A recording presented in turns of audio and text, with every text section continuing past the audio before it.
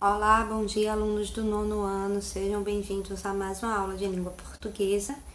E hoje nós vamos iniciar as nossas oficinas sobre crônicas para a Olimpíada de Língua Portuguesa, ok? Estamos na nossa aula de número 34, semana 18, 5/7 de 2021. Então, vou começar lendo aqui para vocês, tá bom? E eu trouxe para vocês 3 textos de alunos que escreveram para as Olimpíadas de Língua Portuguesa. Vou ler só o primeiro texto, ok? Porque senão o vídeo vai ficar muito extenso. Então, eu peço para vocês lerem os outros 2 textos. Vou deixar o link e vou deixar o PDF também, para caso vocês quiserem ler depois o material, tá? Então, vou começar aqui a leitura e daqui a pouco vou ler o texto e explicar também o exercício. Você sabe a importância do espaço, do lugar onde você vive? O espaço em que vivemos é muito importante, pois ajuda a formar quem somos, o nosso círculo de amizades e os laços afetivos. É o caso do nosso bairro, nossa rua, bem como nossa casa. Fazer uma reflexão sobre o lugar onde vivemos, as características locais, os costumes e os hábitos que permaneceram e os que mudaram, nos ajuda a compreender o nosso lugar. É muito importante conhecer esse espaço, pois podemos contribuir com ações positivas e transformadoras. Nós já estávamos vendo há algum tempo crônicas. Vimos vários tipos de crônica, né? Crônica humorística, jornalística, narrativa, né? A gente viu um monte de tipo de crônica. E agora eu tô querendo apresentar para vocês crônica que alguns alunos escreveram também, para vocês verem como é a escrita de uma crônica pela visão de um aluno, que vocês também são alunos, né? Então a gente já sabe que crônica é uma forma textual no estilo de narração que tem por base fatos que acontecem em nosso cotidiano. Por esse motivo, é uma leitura agradável, pois o leitor interage com os acontecimentos e por muitas vezes se identifica com as ações tomadas pelas personagens. Como eu já falei, né, vou orientar vocês na oficina de crônicas para as Olimpíadas de Língua Portuguesa, né, através da produção de textos, porque, como eu já adiantei para vocês também, vocês vão ter que fazer um texto de crônica, né? Vão ter que fazer uma crônica. E aí vocês vão fazer isso no final agora do mês de julho. Então, fiquei pensando, vou trazer também alguns exemplos de crônicas escritas para os alunos, para eles verem como os alunos escrevem. E são crônicas aqui de alunos da Paraíba. Eu escolhi especialmente alunos da Paraíba para mostrar para vocês.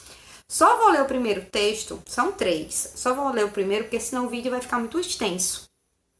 Tá? Aí vocês vão ler os outros 2 para vocês verem como é que os alunos escrevem, tá? Então, nosso primeiro texto aqui foi escrito pela aluna Rossana Dias Costa, certo? Aí tem o título Desenvolvimento, uma pergunta, né? Desenvolvimento, certo? É o primeiro texto aqui e ela é da cidade de Pedra Lavrada, aqui na Paraíba.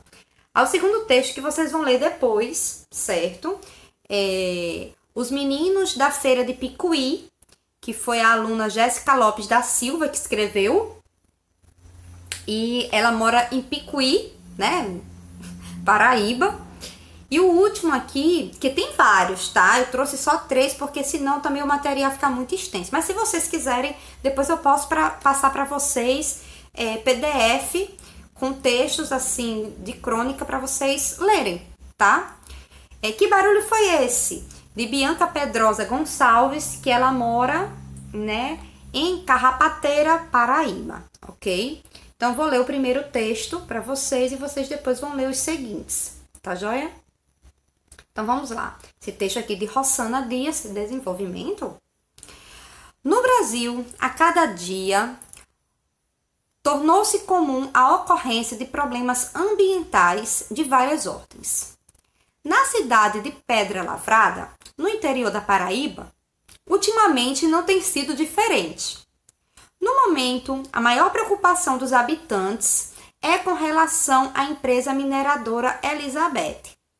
Há quase uma década, vem explorando as riquezas minerais do município, principalmente o cianeto, matéria-prima utilizada na fabricação da cerâmica e da porcelana.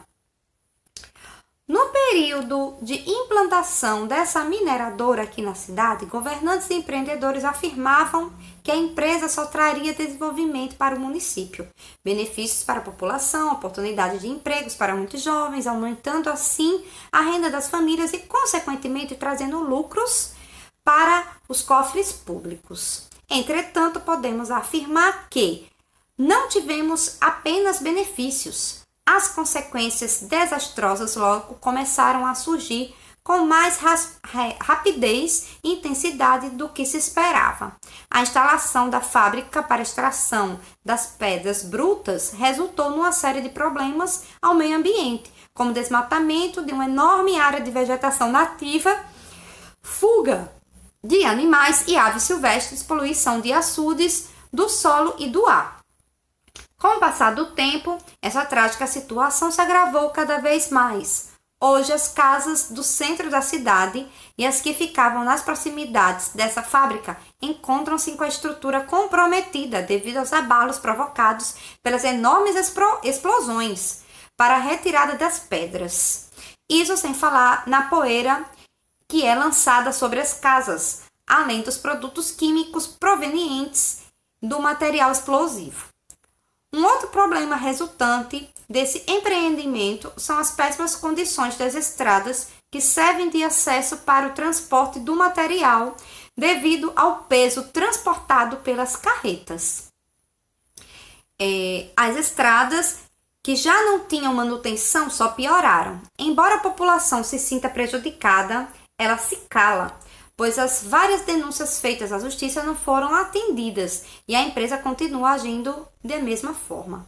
É certo que outras empresas mineradoras já se instalaram antes no nosso município, mas nenhuma delas com o porte da Elizabeth. Por isso, não danificavam tanto o meio ambiente como a atual vem fazendo. À medida que ela vai se expandindo para outros pontos do município, vão também aumentando os problemas locais. Para essa empresa não continuar causando tantos impactos ambientais, os moradores esperam que ela invista em projetos ambientais, sociais e culturais, além de disponibilizar meios reparadores para as famílias prejudicadas e oferecer melhores condições de saúde e de segurança aos seus trabalhadores. Como é certo que a população não é certo que a população se prejudique tanto para que uma grande empresa se beneficie, enriquecendo cada vez mais. Ao meu ver, não há necessidade de uma empresa destruir tanto nossas riquezas naturais, além da nossa história. Se não agirmos enquanto é tempo, a Serra dos Albinos e o Picoto, nossos patrimônios naturais mais belos serão destruídos. Por outro lado, sei que nossa população precisa de uma renda fixa em nosso município de desenvolvimento, mas é necessário e urgente a execução de projetos que visem a valorização de bens culturais, sociais e ambientais, equilibrando assim desenvolvimento e natureza. Resta-nos, portanto, esperar que as autoridades hajam encontrando de fato soluções que preservem nossa história e nossos bens naturais, uma vez que a população deseja sim o desenvolvimento do município, mas também melhor qualidade de vida. Então, assim, essa foi a crônica que essa aluna escreveu sobre a mineradora Elizabeth, né? Que faz cerâmica, né? É uma cerâmica muito famosa, cerâmica Santa Elizabeth, né? E também faz porcelanato, enfim, né? E aí ela tá destruindo a cidade. E ela, através dessa crônica, quis fazer uma crônica para mostrar, né, para a sociedade que desenvolvimento é bacana, é bom. Até ela botou desenvolvimento, né? Ela quis fazer nesse jogo. Será que vale a pena se desenvolver tanto, mas em detrimento, né, de poluição, de vegetação, né, do meio ambiente, no modo geral, as estradas sendo destruídas, as casas com estrutura abalada? será que não é um preço muito alto a se pagar pelo desenvolvimento? Né? Então, claro, desenvolvimento é bom, traz empregos, traz renda, mas por outro lado, e a saúde das pessoas, a natureza, né? Então, ela quis trazer isso aí, fazendo uma crítica, né? E fazendo que as pessoas reflitam, porque a crônica, ela é uma reflexão, né? Ela traz alguma coisa para você refletir, para você pensar, será que vale a pena tudo isso?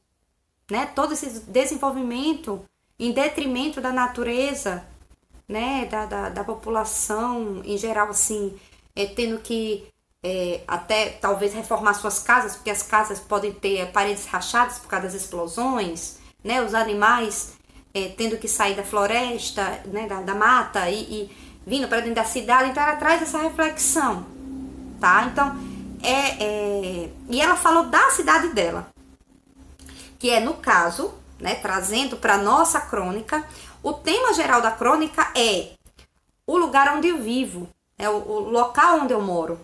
Então, vocês vão ter que fazer, agora não, lá no finalzinho do mês, né? Eu já adianto que vocês já ficam com as ideias pipocando na mente, né? Pensando o que eu vou fazer, coisa e tal, já ficam pensando aí, porque vocês vão ter que falar da cidade, do local onde vocês moram, né?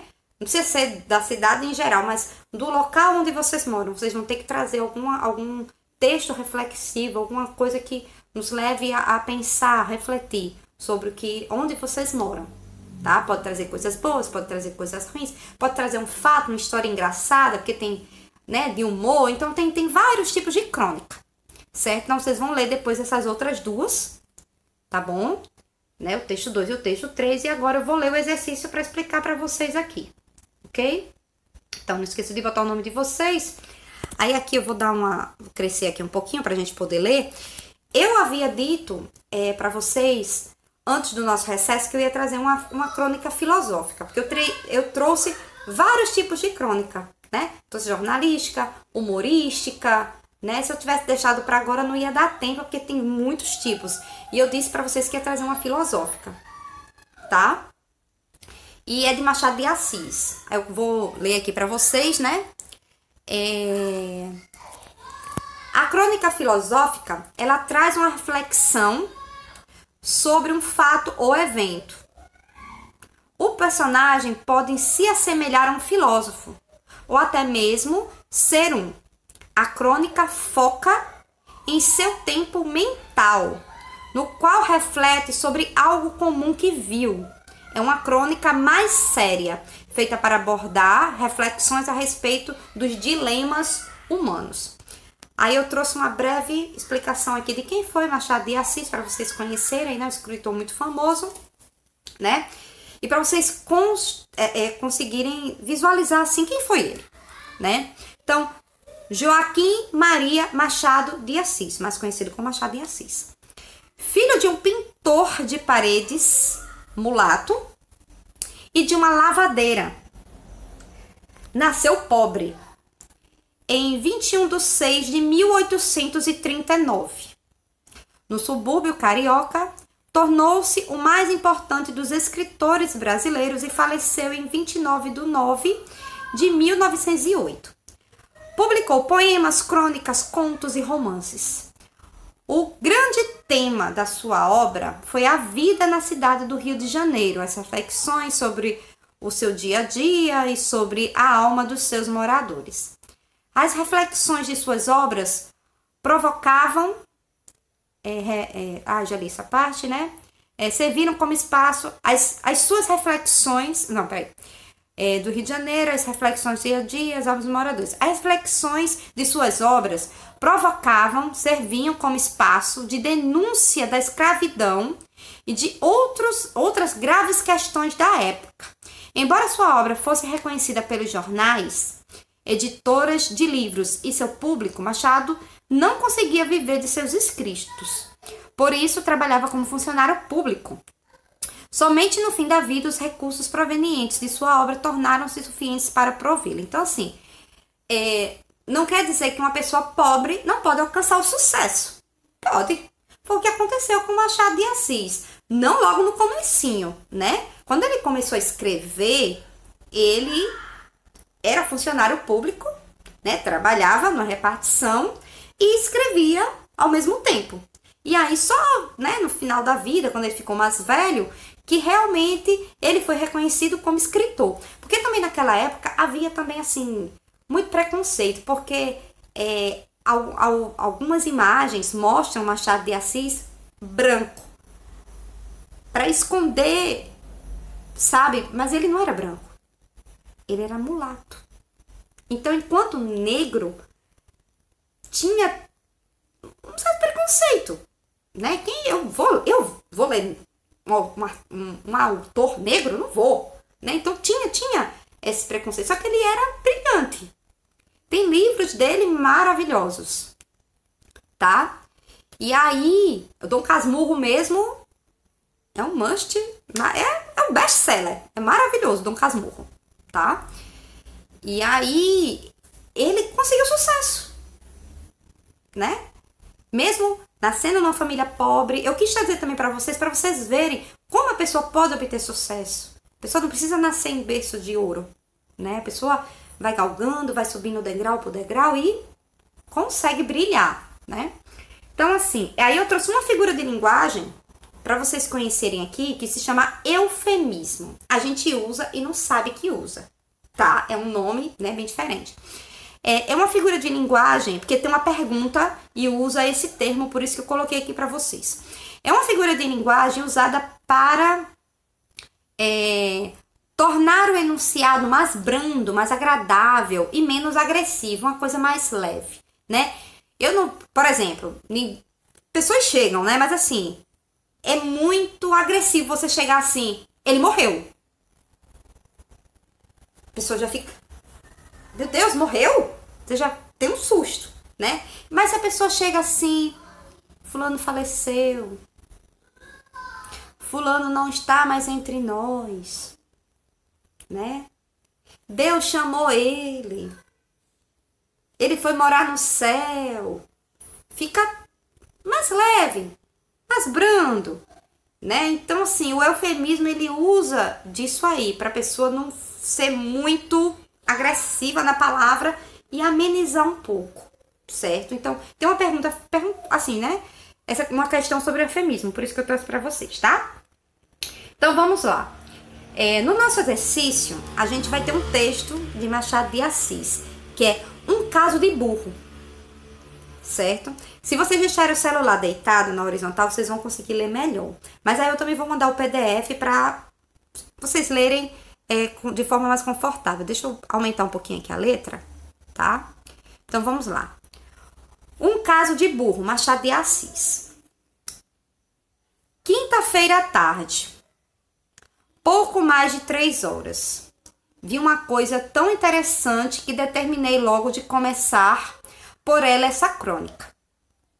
Agora, porém, no momento de pegar na pena, receio achar no leitor menor gosto que eu para um espetáculo que lhe parecerá vulgar e, porventura, torpe. Releve a importância. Os gostos não são iguais.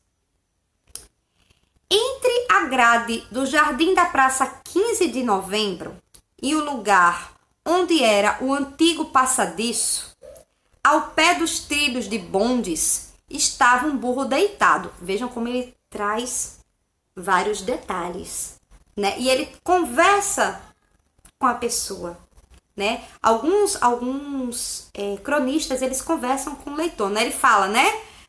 Ah, pode não ser tão interessante, coisa e tal, tem gosto, os gostos não são iguais, mas ele acha interessante trazer essa história desse burro, né? Desse caso do burro. Mas ele traz muitos detalhes. O lugar não era próprio para remanso de burros, donde concluí que não estaria deitado, mas caído. Instantes depois, eu ia com um amigo, vimos o burro levantar a cabeça e meio corpo. Os ossos furavam-lhe a pele. Os olhos meio mortos fechavam-se de quando em quando. O infeliz cabeceava, mas tão frouxamente que parecia estar próximo do fim. Diante do animal, havia algum capim espalhado e uma lata com água. Logo, não foi abandonado inteiramente. Alguma piedade houve no dono ou quem quer que o deixou na praça, com essa última refeição à vista. Não foi pequena ação. Se o autor dela é homem que leia crônicas, e acaso ler esta, receba daqui um aperto de mão. O burro não comeu do capim, nem bebeu da água. Estava já para outros capins e outras águas, em campos mais largos e eternos. Meia dúzia de curiosos tinham parado ao pé do animal. Um deles, menino de 10 anos, empunhava uma vara e, se não sentia o desejo de dar com ela na anca do burro para espertá-lo, então não sei conhecer meninos, porque ele não estava do lado do pescoço, mas justamente no lado da anca, que é a parte traseira do animal, tá? Diga-se a verdade, não fez, ao menos enquanto ali estive, que foram poucos minutos. Esses poucos minutos, porém, valeram por 1 hora ou 2. Se há justiça na terra, valerão por 1 século. Tal foi a descoberta que me pareceu fazer e que aqui deixo recomendada aos estudos. O que me pareceu é que o burro fazia exame de consciência, indiferente aos curiosos. Como ao capim e à água, tinha no olhar a expressão dos mediativos. Era um trabalho interior e profundo. Este retoque popular, por pensar, morreu um burro, mostra que o fenômeno foi mal entendido dos que a princípio viram. O pensamento não é a causa da morte. A morte é que a torna necessário. Quando a matéria do pensamento não há dúvidas que é exame da consciência. Agora, qual foi o exame da consciência daquele burro? É o que presumo ter lido no escasso tempo que ali gastei. Sou outro Champollion, porventura maior. Não decifrei palavras escritas, mas ideias íntimas da criatura que não podia exprimi-las verbalmente. E diria o burro consigo: por mais que vasculhe a consciência, não acho pecado que mereça remorso. Não furtei, não menti, não matei, não caluniei, não ofendi nenhuma pessoa. Em toda a minha vida, se dei 3 coices, foi o mais. Isso mesmo, antes haver aprendido maneiras de cidade, de saber o destino do verdadeiro burro, que é apanhar e calar. Quando ao zurro, usei dele como linguagem. Ultimamente é que percebi que me não entendiam. E continuei a zurrar, por ser costume velho. Não com ideia de agravar ninguém. Nunca dei com o homem no chão. Quando passei o Tiburi ao bonde, ouvi algumas vezes homem morto ou pisado na rua, mas a prova de que a culpa não era minha é que nunca segui o cocheiro na fuga. Deixava-me estar aguardando a autoridade. Passado a ordem mais elevada de ações, não acho em mim a menor lembrança de haver pensado sequer na perturbação da paz pública. Além de ser a minha índole contrária a arruaças, a própria reflexão me diz que, não havendo nenhuma revolução declarada os direitos do burro, tais direitos não existem. Nenhum golpe de Estado foi dado em favor dele, nenhuma coroa os obrigou. Monarquia, democracia, oligarquia, nenhuma forma de governo teve em conta os interesses da minha espécie. Qualquer que seja o regime, ronca o pau. O pau é minha instituição, um pouco temperada pela teima que é, em resumo, o meu único defeito. Quando não teimava, mordia o freio, dando assim um bonito exemplo de submissão e conformidade. Nunca perguntei por sóis, nem chuvas, bastava sentir o freguês no tiburi ou o apito do bonde para sair logo. Até aqui os males não fiz. Vejamos os bens que pratiquei. A mais de uma aventura amorosa terei servido, levando depressa o tiburi e o namorado à casa da namorada, ou simplesmente empacando em lugar onde o moço que ia no bonde podia mirar a moça que estava na janela. Não poucos devedores terei conduzido para longe de um credor importuno. Ensinei filosofia a muita gente. Esta filosofia que consiste na gravidade do porte e na inquietação dos sentidos. Quando algum homem desses que chamam patuscos queria fazer rir os amigos, fui sempre em auxílio deles, deixando que me dessem tapas e empunhadas na cara. Enfim, não percebi o resto e fui andando, não menos alvoroçado que pesaroso. Contente da descoberta, não podia furtar-me a tristeza de ver que um burro, tão bom pensador, ia morrer. A consideração, porém, de que todos os burros devem ter os mesmos dotes principais, fez-me ver que os que ficavam não seriam menos exemplares do que esse. Por que não investigará mais profundamente a moral do burro? Da abelha já se escreveu que é superior ao homem, e da formiga também, coletivamente falando. Isto é, que as suas instituições políticas são superiores às nossas, mais racionais, porque não sucederá o mesmo ao burro que é maior. Sexta-feira, passando pela praça, 15 de novembro, achei o animal já morto. 2 meninos parados contemplavam o cadáver. Espetáculo repugnante, mas a infância como a ciência é curiosa, sem asco. De tarde já não havia cadáver nem nada. Assim passam os trabalhos desse mundo, sem exagerar o mérito do finado. Força é dizer que se ele não inventou a pólvora, também não inventou a dinamite.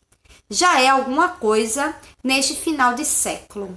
Aí tem uma frasezinha aqui em latim. Requiesce impasse, né? É uma frase em latim. Então, assim, é um texto filosófico, é difícil. É muito difícil esse texto, porque você vai ter que usar a mente para pensar. Tem 2 passagens aqui do texto que ele colocou entre aspas, porque assim, ele vai passando na praça e vê uma cena, tá?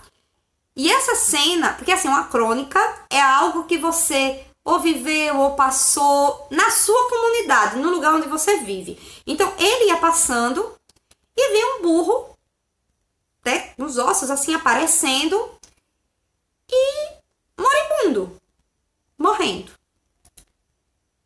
Alguém, não se sabe quem, se o dono ou outra pessoa caridosa, né? Caridosa entre aspas, tinha colocado comida e água para o burro. A gente trazendo essa reflexão para os nossos tempos, para o que a gente passa, para o que a gente vive, a gente pode observar o seguinte,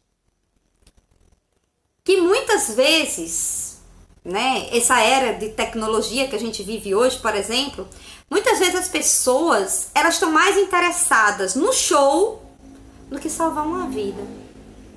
Que o burro estava lá agonizando. Será que, vamos levantar uma questão, será que se pegasse esse burro e levasse para um veterinário, será que ele não ia se salvar? Será que o ferimento dele foi causado de propósito? Provavelmente sim, né? Porque para um burro se machucar fatalmente e vir a morrer, alguma coisa aconteceu. Mas as pessoas que ali estavam mais preocupadas em ver o espetáculo do que salvar o burro. Porque Como eu falei, poderiam ter pego o burro, ter levado ou trazido um veterinário para tratar ele ali. Nessa nossa era digital, isso já aconteceu algumas vezes, eu já vi, né, na televisão, internet, um acidente acontecendo e as pessoas mais interessadas em filmar, em mostrar o acidente. Alguém se afogando, alguma coisa pegando fogo, algum carro que bateu, alguém que caiu, do que chamar a emergência ou ir lá acudir a pessoa.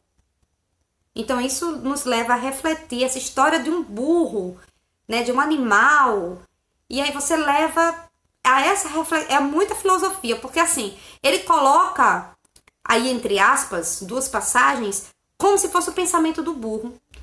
O burro não matou, não bateu.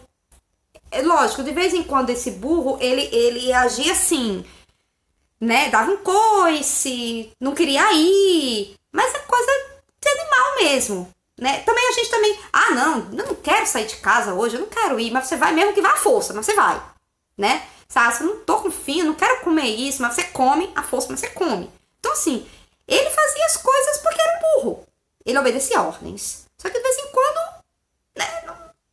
Mas assim, ele levava, ele fala, né, namorados, ou seja, ele pegava a carrocinha e arrastava a carrocinha, ele nunca matou, nunca bateu, nunca roubou, nunca fez nada de errado. Muito pelo contrário, né? Nunca derrubou ninguém do lombo dele. Só que você vê a maldade das pessoas, né? O menino tá lá, entre aspas, pode ser inocente e tal, mas ele tava com um pedacinho de madeira. O autor, no caso aqui, o escritor, né, da crônica, ele não viu. Pode ter acontecido antes, pode ter acontecido depois, mas ele tava com um pauzinho na mão, perto das ancas, né, da parte traseira do animal. Quem sabe ele não deu uns tapinhas no animal, né? Então, assim... E no outro dia o animal já estava morto.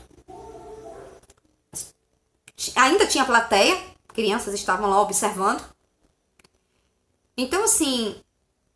É muita reflexão e a gente trazendo para os nossos dias atuais. Já aconteceu de pessoas serem mortas. Por exemplo, teve uma moça que era muito parecida com um retrato falado de uma mulher que tinha feito bruxaria e acharam ela parecida com esse retrato falado e mataram ela, lixaram ela.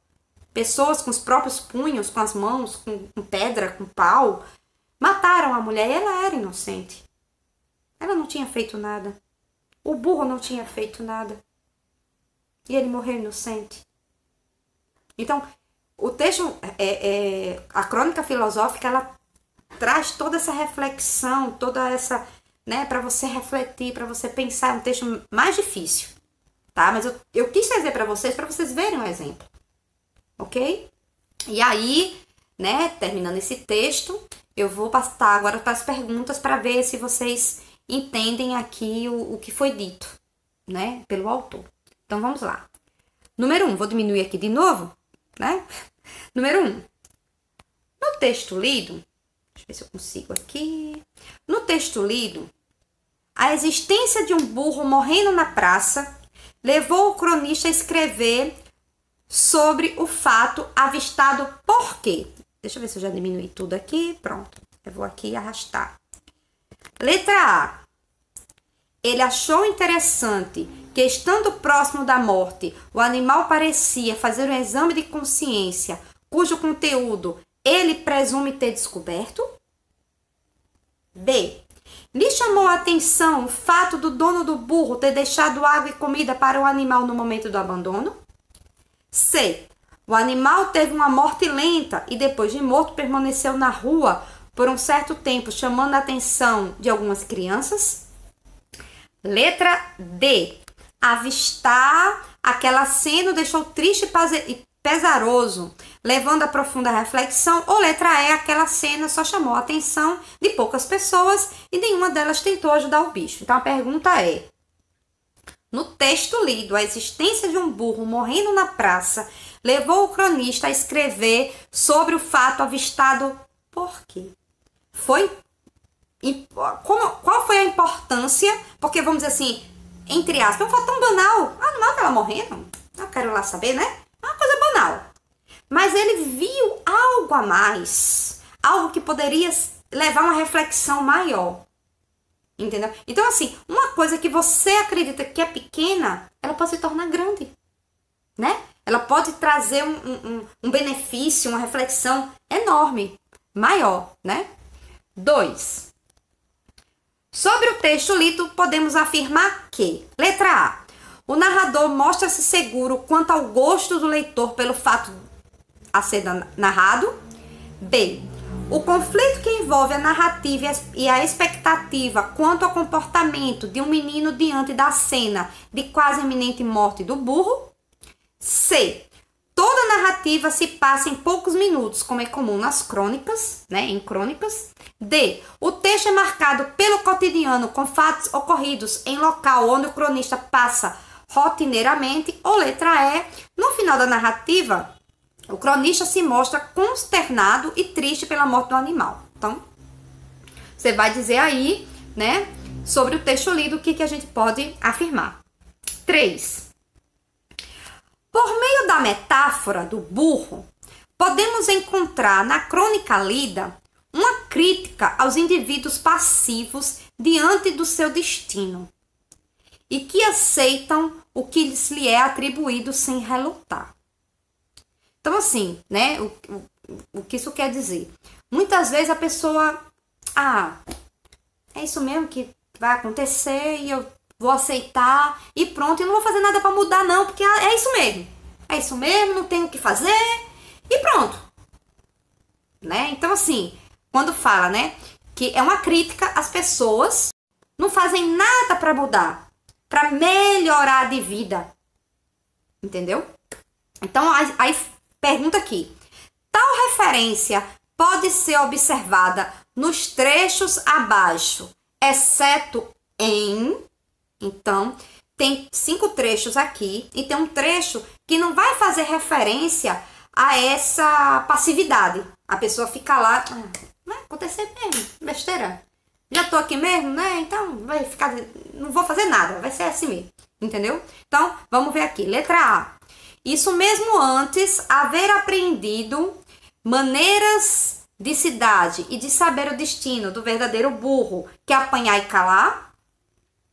B, é exceção, tá? B, mordia o freio, dando assim um bonito exemplo de submissão e conformidade.